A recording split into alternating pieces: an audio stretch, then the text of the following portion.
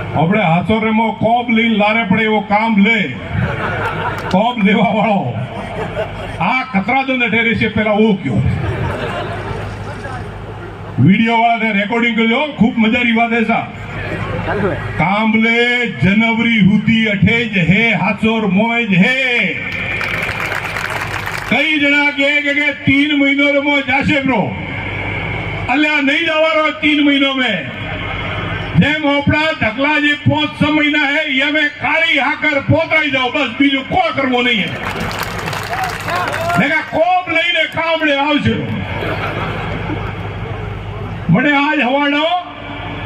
એક ભાઈએ ઝાડકો પાડ્યો બ્રો વડોલો ઝાડકોમાંથી પોસ્યો બ્રો ખટે ઉગાડે તોય પોસે બ્રો ખટે બેઠક में તોય પોસે બ્રો મને 2-3 दिन પહેલા એક ભાઈ આવ્યો કે ભાઈએ કીધું કે